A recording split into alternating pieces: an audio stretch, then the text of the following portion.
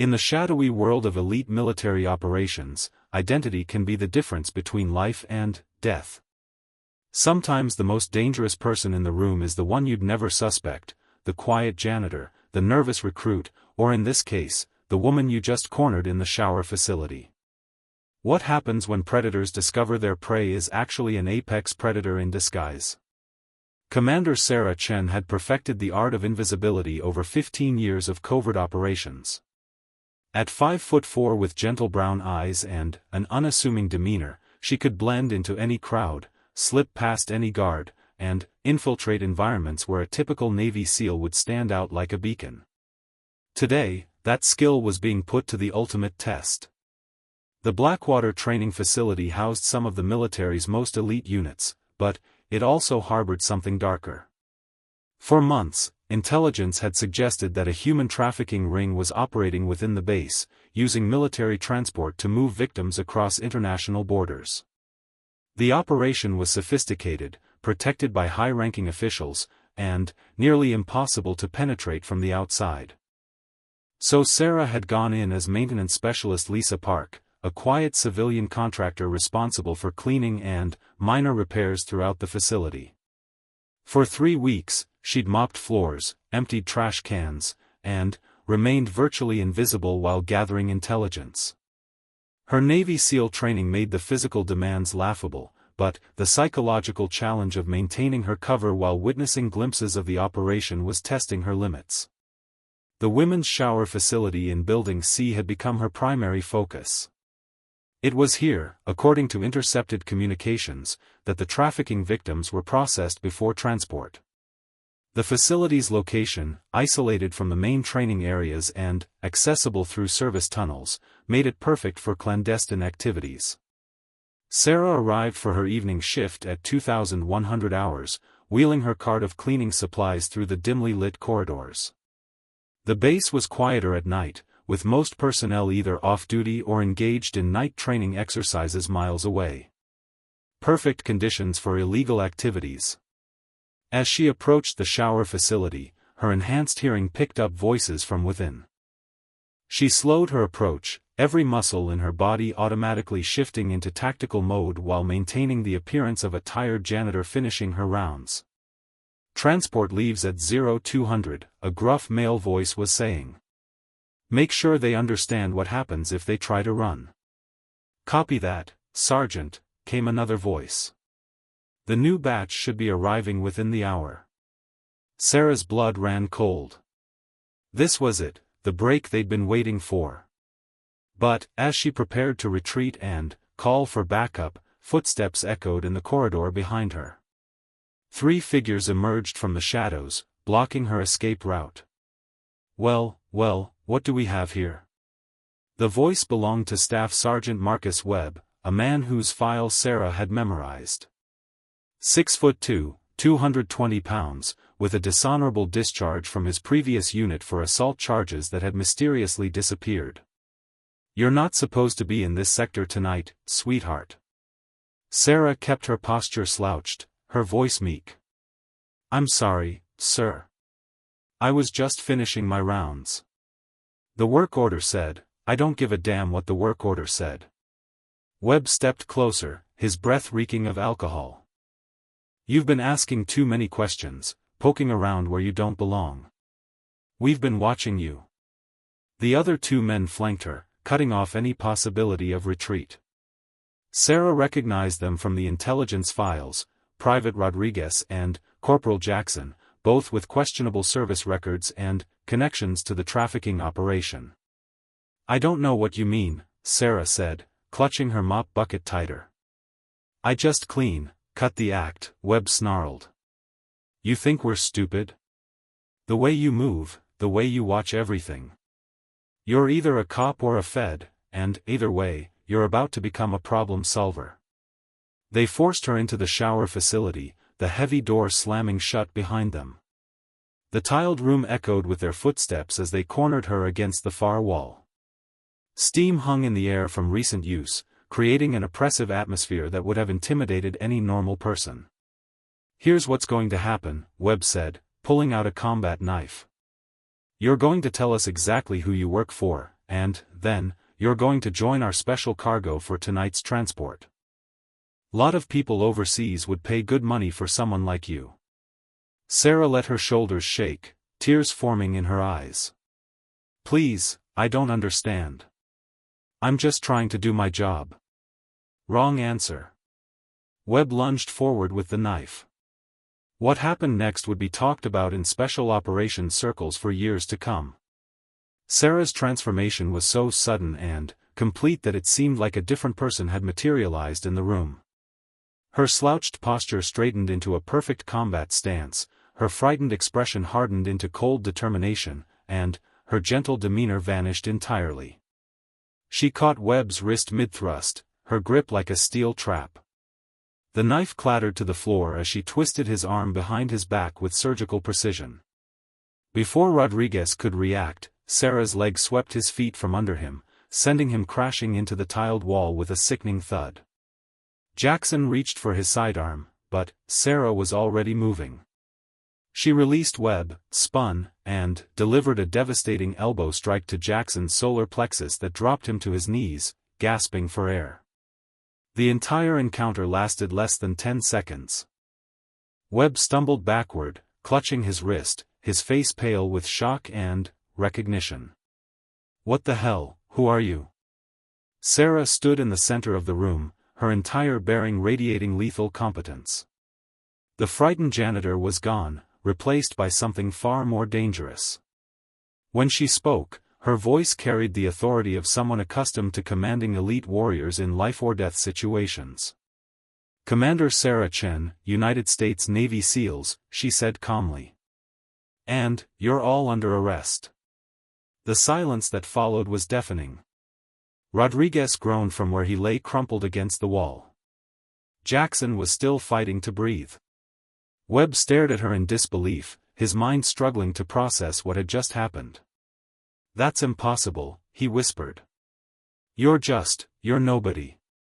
You're just the cleaning lady. Sarah smiled, but there was no warmth in it. The best cover is always the one nobody expects. You've been looking for your leak, Sergeant Webb. Well, you found her. The sound of boots in the corridor announced the arrival of backup. Sarah had triggered her emergency beacon during the confrontation, and, within minutes, the facility was swarming with FBI agents and military police. The trafficking operation that had seemed untouchable was about to crumble. But this was only the beginning. As Sarah stood over the three men who had tried to make her their victim, she knew the real challenge was yet to come. The trafficking ring was larger than anyone suspected, and exposing it would put her in more danger than any combat mission she'd ever undertaken. The woman who had spent 3 weeks emptying trash cans and cleaning floors was about to remind everyone why Navy SEALs were considered the most elite warriors in the world. The interrogation room at FBI Field Office Delta was designed to break people down, but Commander Sarah Chen sat calmly across from Special Agent Rebecca Torres, appearing completely unaffected by the sterile environment. She'd changed from her janitor's uniform into standard military utilities, and the transformation was startling. Gone was the invisible maintenance worker, in her place sat an officer who commanded respect through presence alone. Let me get this straight, Agent Torres said, reviewing her notes. You've been undercover for 3 weeks as a civilian contractor, living in base housing, eating in the mess hall, and nobody suspected anything? Sarah nodded. The best camouflage isn't about blending into the environment, it's about becoming invisible within it. People see what they expect to see. A middle-aged woman pushing a mop cart doesn't register as a threat. Middle-aged? Torres raised an eyebrow. You're 34. Exactly. I allowed people to make assumptions based on my behavior and appearance. Slouched shoulders, tired expression, cheap clothes that didn't fit properly. The human brain fills in the gaps with stereotypes. The door opened, and Admiral James Harrison entered, his expression grim. Sarah stood immediately, snapping to attention. At ease, Commander, he said, taking a seat. Hell of a thing you've uncovered here. The preliminary sweep of Building C turned up evidence of at least 20 victims processed through that facility in the past 6 months. Sarah's jaw tightened. Sir, with respect, that's just the beginning. The operation I witnessed tonight was small-scale. Based on the communications I intercepted, they're moving cargo twice weekly. We're looking at hundreds of victims. Agent Torres leaned forward. What communications? We didn't find any recording equipment in your gear. Sarah tapped her temple. Photographic memory and perfect pitch. I can recreate every conversation I overheard, including voice patterns that could be matched to audio samples. It's part of my training. Admiral Harrison studied her with the calculating gaze of someone who'd spent decades evaluating elite warriors. Commander, your service record is unique. First woman to complete SEAL training, multiple classified operations across 4 continents, and, somehow you've managed to stay completely off the radar for most of your career. That was intentional, sir. My specialty has always been deep cover operations. The moment my face becomes widely known, my effectiveness diminishes significantly. Well, that cat's out of the bag now, Torres said. 3 men at Blackwater saw you in action. Word will spread. Sarah's expression didn't change, but something flickered behind her eyes. Which is why we need to move fast. They know I'm here now, which means they'll accelerate their timeline or shut down completely. The Admiral pulled out a classified folder. Intelligence suggests the trafficking ring extends beyond Blackwater. We have evidence of similar operations at Fort Mitchell and Naval Station Norfolk. If you're right about the scope, we're looking at a network that could reach into the highest levels of military command. Sir, I need to see the files on the other installations, Sarah said. If this is a coordinated network, there will be patterns, personnel transfers, supply chain overlaps, communication protocols. Give me 48 hours to analyze the data, and I can map the entire operation. Torres shook her head. Commander, you've already been made. Your cover is blown. We need to extract you and, no. Sarah's voice carried the kind of authority that made even seasoned FBI agents pause. Extraction means they disappear, clean house, and set up somewhere else. How many more victims die while we're chasing ghosts? The risk to you personally, Admiral Harrison began. Is acceptable, Sarah finished. Sir, I didn't spend 15 years perfecting unconventional warfare tactics just to walk away when things get dangerous. This is what I do. The room fell silent as both the FBI agent and the Admiral processed her words. Finally, Torres spoke up. What are you proposing? Sarah stood and moved to the whiteboard, her movements precise and economical. They think they captured their leak, but they don't know what I actually discovered. Webb and his team were bottom-level muscle. They know someone named Lisa Park was asking questions, but they don't understand the scope of her knowledge. She began sketching a diagram on the board. We stage my escape. Make it look like I overpowered my captors and fled the base. Then, I go underground, really underground this time. No official support, no communication protocols, just me and 15 years of survival training. That's insane, Torres said. You'd be completely on your own. Sarah turned back to face them, and, for the first time, they saw a hint of the predator that had destroyed 3 armed men in a matter of seconds. Agent Torres, I've spent months behind enemy lines with no support, living off the land while gathering intelligence on terrorist cells. I've infiltrated drug cartels, weapons smuggling operations, and hostile governments. This trafficking ring, sophisticated as it might be, is still just criminals playing soldier. Admiral Harrison leaned back in his chair. And, if you're captured?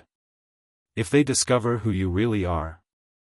Then, at least we'll have confirmation of how deep this goes, Sarah replied matter-of-factly. But, that won't happen. They've already underestimated me once, fatally, in Webb's case.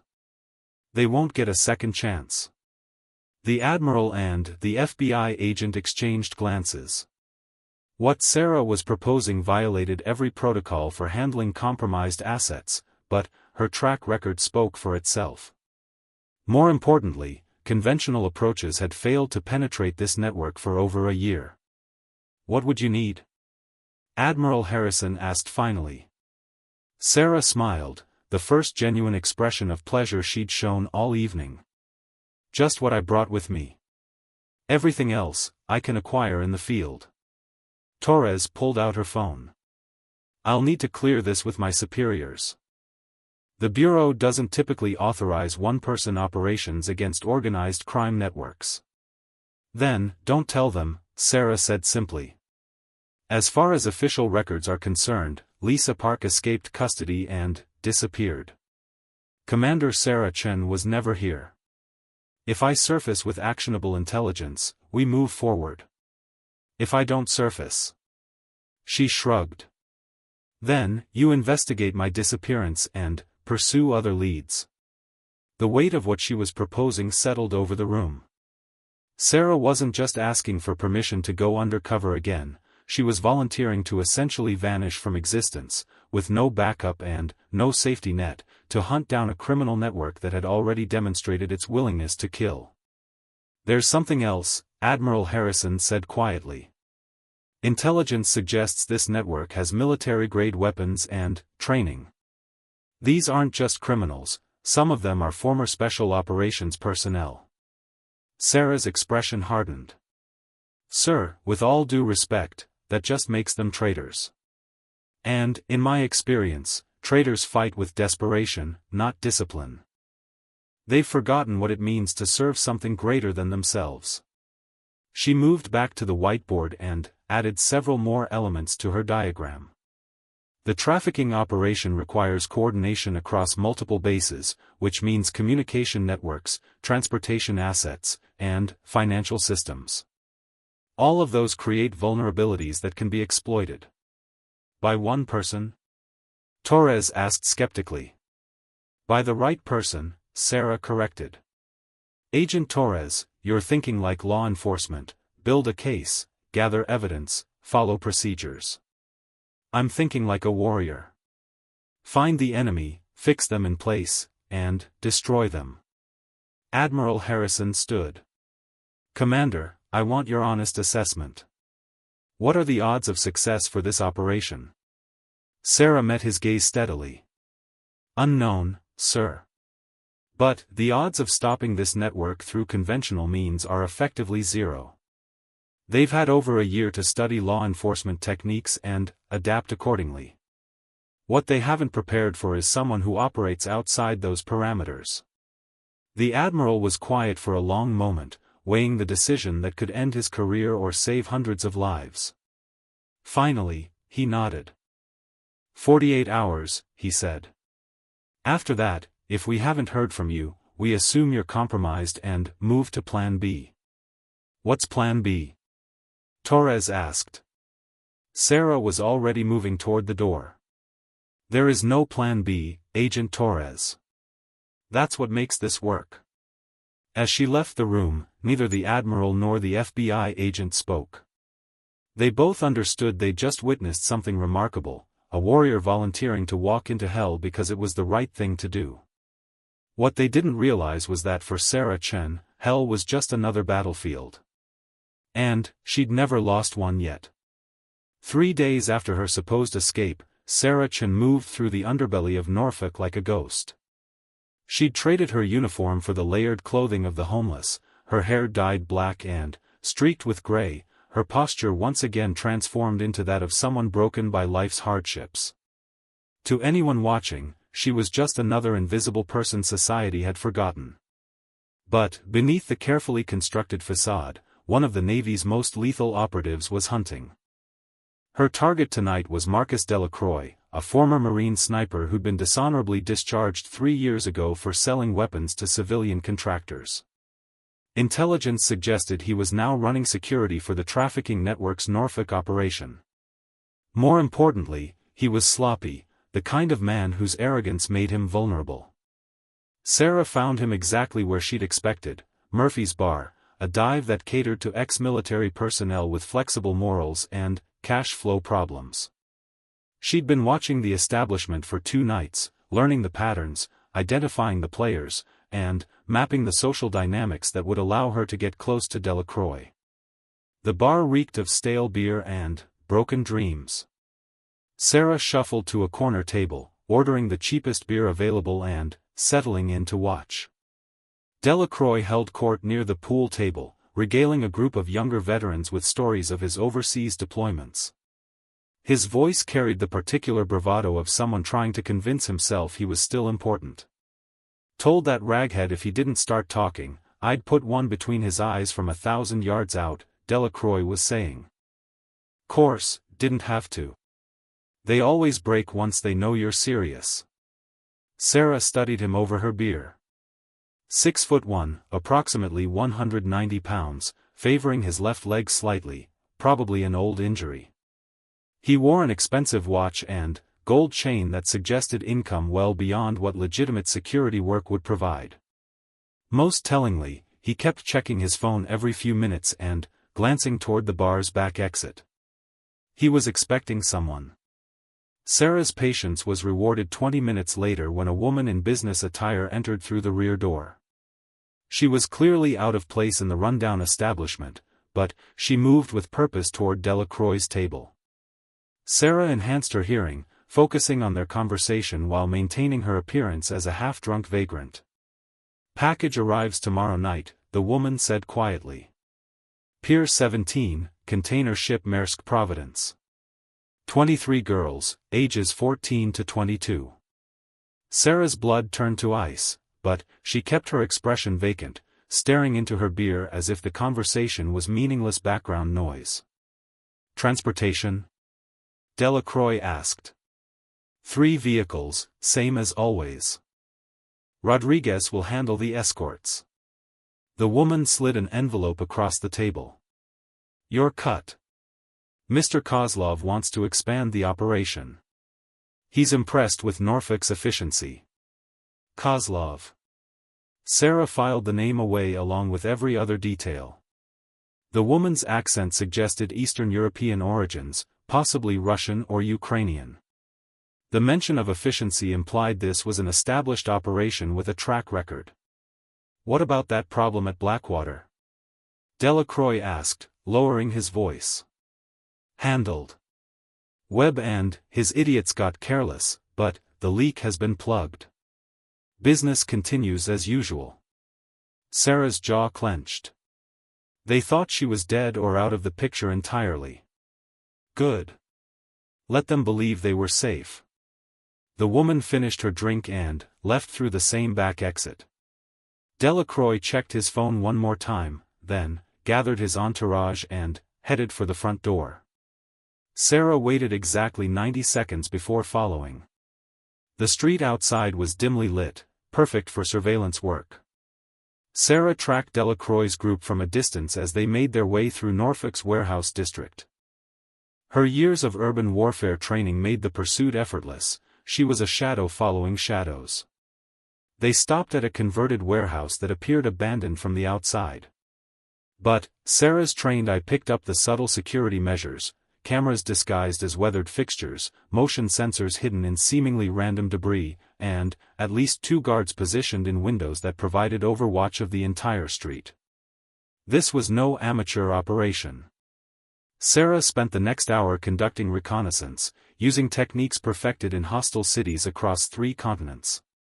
She mapped guard rotations, identified entry and exit points, and catalogued the facility's weaknesses.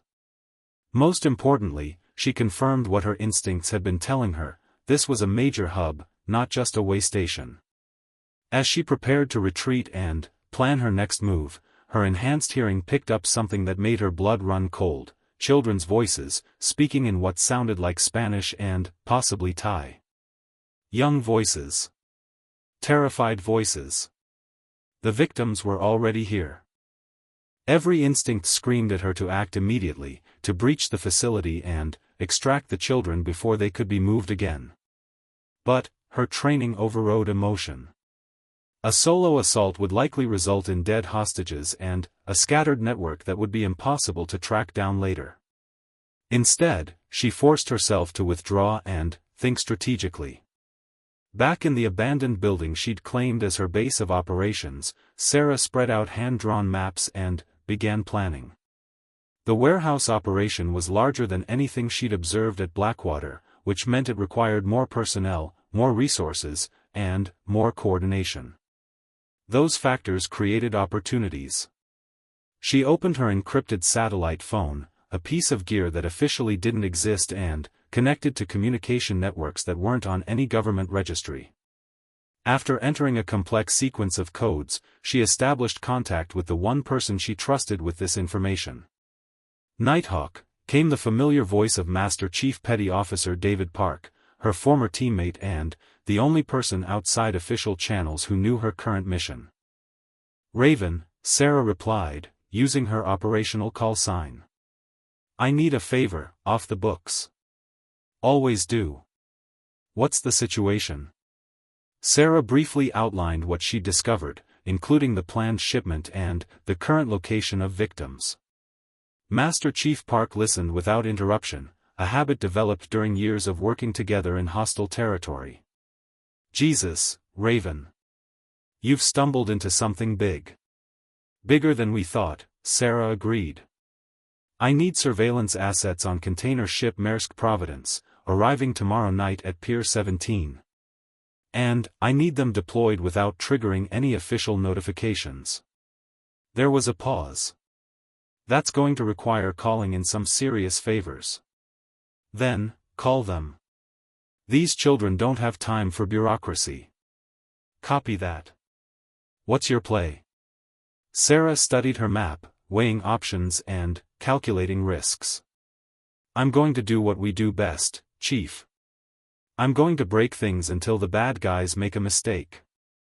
Raven. Master Chief Park's voice carried a warning. You're outnumbered and outgunned. Even you have limits. Sarah smiled grimly.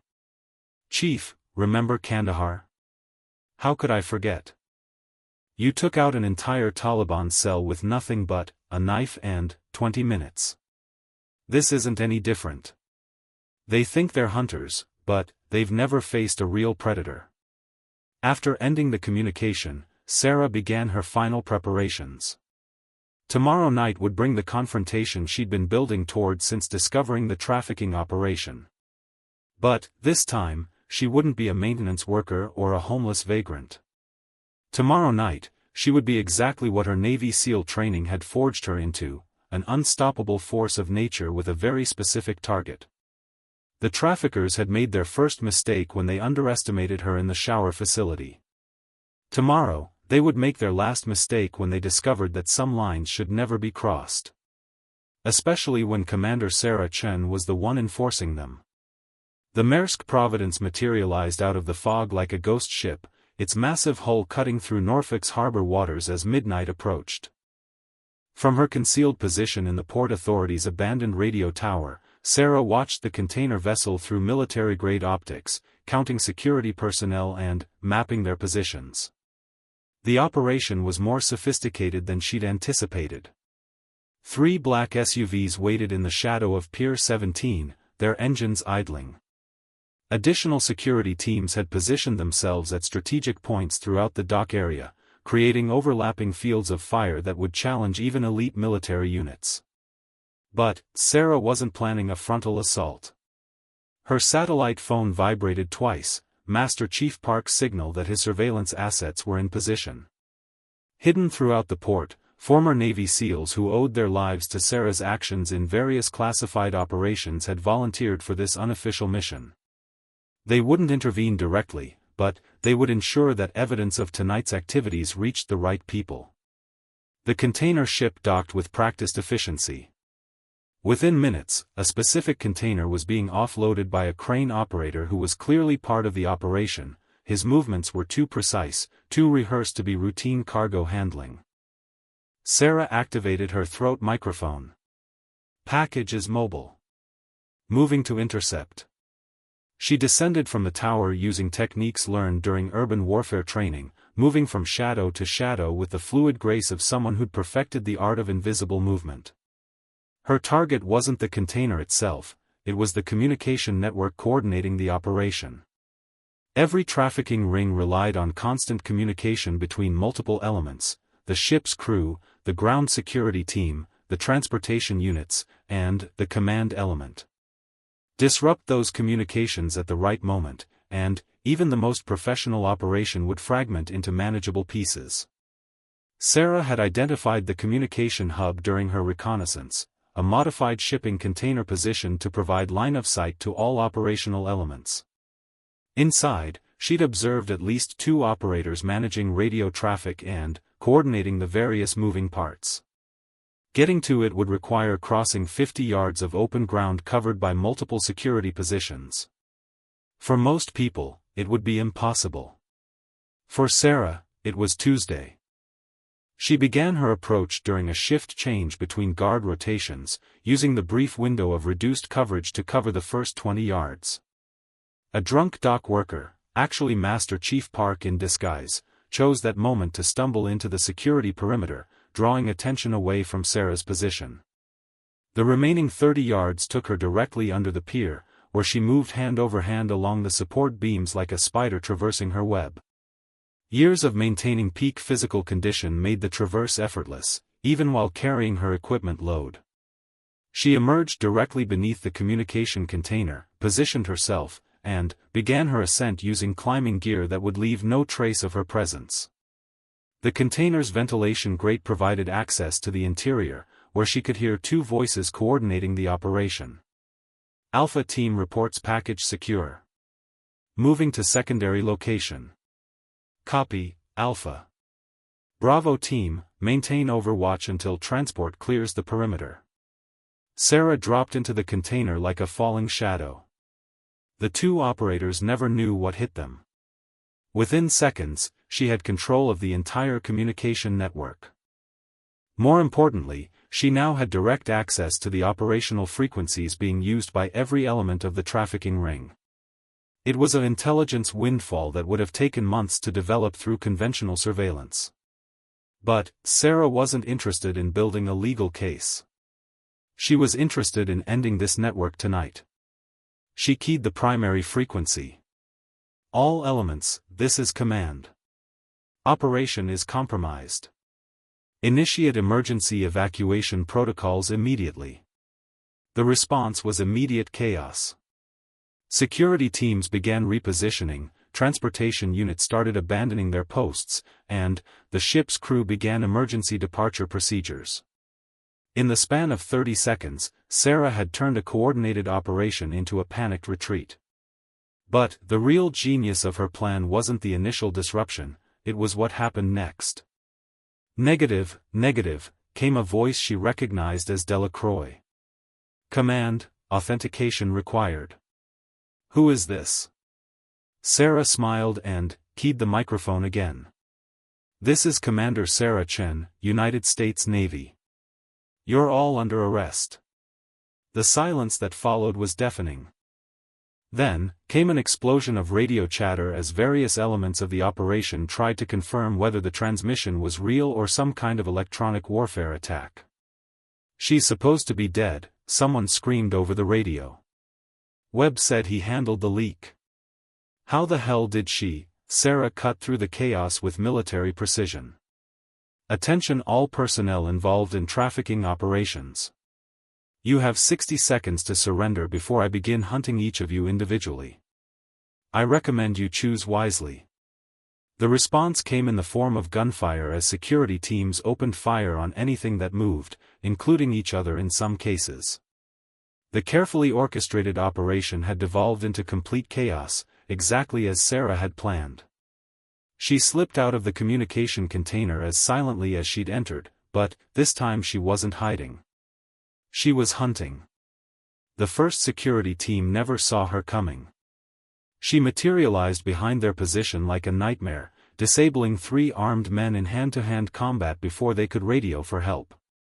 Their weapons and ammunition became her equipment as she moved toward the next target. Delacroix had positioned himself with the transportation teams, trying to maintain some semblance of control over the deteriorating situation. Sarah could hear him shouting orders over the radio, but his voice carried the edge of panic that came from fighting an enemy he couldn't see or predict. All teams converge on the container. Find her and put her down. Sarah was already moving to her next objective, the container holding the trafficking victims. She'd counted 23 young women being transferred from the ship, matching the number mentioned in the bar conversation. Getting them to safety was her primary mission, everything else was secondary. The container was guarded by two men who looked like they'd rather be anywhere else. Sarah approached from their blind spot, using the fog and darkness to mask her movement. Her training made the confrontation swift and decisive. Inside the container, she found exactly what she'd expected and exactly what she dreaded. 23 young women, ranging in age from what appeared to be early teens to early 20s, huddled together in terror. Most showed signs of abuse and malnutrition, and all bore the hollow-eyed expression of people who'd lost hope. "My name is Sarah," she said gently in English, then repeated it in Spanish and broken Russian. "I'm here to help you. You're safe now." One of the older women, probably Ukrainian based on her features, spoke hesitant English. "You are police?"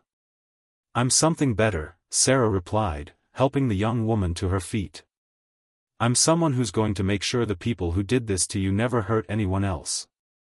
The sound of approaching vehicles interrupted the conversation. Sarah's radio crackled with frantic transmissions as the trafficking network's backup teams arrived on scene. The hunters had become the hunted, but they still had superior numbers and firepower. Sarah activated her emergency beacon, summoning the backup that Master Chief Park had positioned around the port. But, even with reinforcements coming, she was still outnumbered 15-1, trapped in a shipping container with 23 victims who couldn't run. It was exactly the kind of impossible situation that Navy SEAL training was designed to handle. Sarah checked her acquired weapons and smiled. The traffickers thought they had her cornered, but they'd made a fundamental error in judgment. They were still thinking like criminals trying to escape justice. Sarah was thinking like a warrior protecting the innocent. And there was no force on earth more dangerous than that. The final confrontation began at 0347 hours when Delacroix's backup team surrounded the container holding Sarah and the trafficking victims.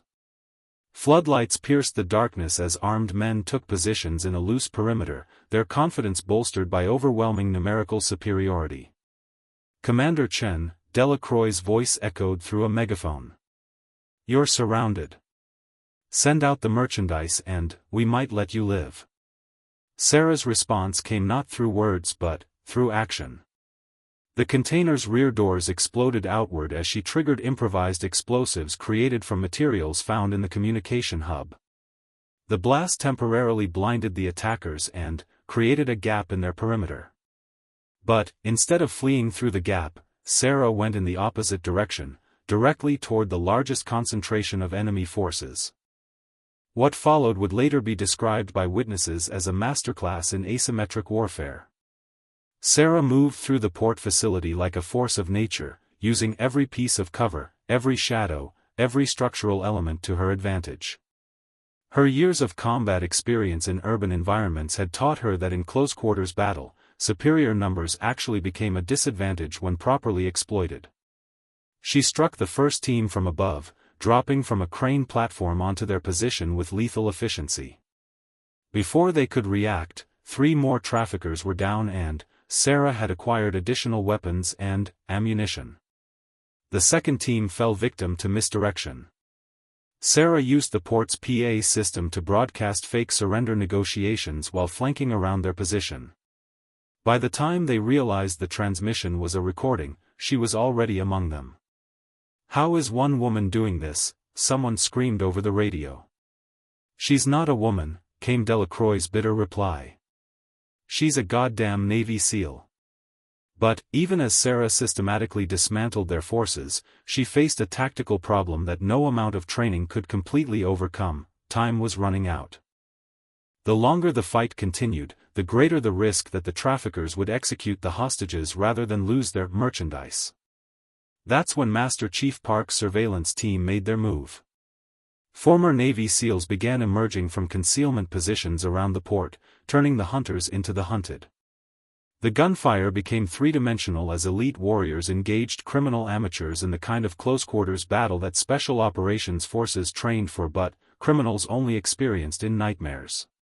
Delacroix found himself caught between two nightmares, Sarah attacking from one direction and Master Chief Park's team closing in from another. His carefully planned operation had become a massacre, but not the kind he'd intended. "Fall back to the ship," he ordered. "We'll cut our losses and, negative," Sarah's voice cut through his transmission. She'd retaken control of the communication network and was using it to coordinate with her backup team. "Master Chief, they're trying to reach the Maersk Providence. Cut off their escape route." "Already on it, Raven. We've got friendlies aboard that ship cutting the engine cables." The reality of the situation hit Delacroix like a physical blow. His escape route was gone, his men were being systematically eliminated, and, somewhere in the darkness, the most dangerous woman he'd ever encountered was hunting him personally. He made the fatal mistake of trying to use the hostages as leverage. "Chen. I've got a clear shot on your container.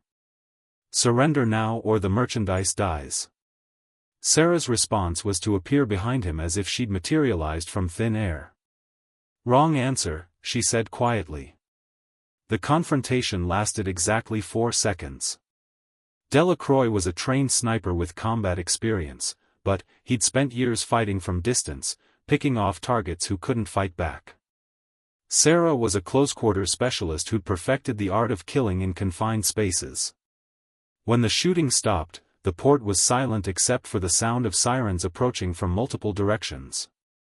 FBI vehicles, military police, and Coast Guard cutters were converging on the scene, summoned by Master Chief Park's emergency calls once the shooting started. Sarah stood among the wreckage of the trafficking operation, watching as paramedics began treating the rescued victims. 23 young women who'd been destined for a life of slavery were going home. The network that had operated with impunity for over a year was destroyed, its personnel either dead or in custody. Agent Torres arrived with the FBI response team, finding Sarah calmly reloading her weapons while Master Chief Park coordinated with the arriving federal agents. "Commander, you were supposed to wait for backup," Torres said, though her tone suggested admiration rather than criticism. "I had backup," Sarah replied, nodding toward the former SEALs who were providing security for the crime scene. "Just not the kind that follows federal regulations." Admiral Harrison arrived via helicopter as the sun was rising over Norfolk Harbor. He surveyed the scene, multiple enemy casualties, 0 friendly casualties, and a treasure trove of evidence that would dismantle the entire trafficking network, with the practiced eye of someone who'd spent decades evaluating military operations. "Commander Chen," he said finally. "Your mission report is going to be interesting reading." Sarah managed a tired smile. "Sir, with respect, most of this mission is going to stay classified. The methods used here." She gestured toward the scene of systematic destruction. "Let's just say they wouldn't survive legal scrutiny." "What about the broader network?" "Our intelligence suggests this was just one node." Sarah pulled out a data storage device. "Every communication, every contact, every financial transaction that went through their network tonight. Plus complete recordings of their coordination protocols. We didn't just stop this operation, we mapped their entire organization." Agent Torres accepted the device with something approaching reverence. "This intelligence will let us roll up trafficking operations across 3 time zones." "That was the idea," Sarah said simply. As federal agents began processing the scene and arranging for victim care, Sarah found herself standing with Master Chief Park at the edge of the pier, watching the sunrise paint Norfolk Harbor in shades of gold and crimson. "Hell of a thing, Raven," Park said quietly. 23 lives saved, major criminal network destroyed, and justice served to people who deserved it. Sarah nodded, but her expression remained thoughtful. It's not over, Chief. This network has connections we haven't traced yet. Tonight was a victory, but it's not the end of the war. So what's next? Sarah looked out over the harbor, where Coast Guard vessels were escorting the Maersk Providence to a secure berth for complete forensic examination. Somewhere in the ship's cargo manifests and crew records were clues that would lead to the next phase of the investigation. Next, we follow the evidence wherever it leads, she said. These traffickers made the mistake of targeting American military installations. That makes it personal. Master Chief Park grinned. God help them. As Sarah walked away from the pier, transitioning from warrior back to investigator, she reflected on the night's events. She'd entered Norfolk as a supposedly dead maintenance worker. She was leaving as herself, Commander Sarah Chen, United States Navy, protector of the innocent and nightmare of the guilty. The trafficking network had discovered what many enemies had learned before them: there was no hiding place dark enough, no operation sophisticated enough, and no threat credible enough to stop her when innocent lives were at stake. They'd trapped what they thought was a helpless woman in a shower facility 3 weeks ago. Instead, they'd awakened something far more dangerous, a warrior with a mission and the skills to complete it. The hunt was just beginning. The end.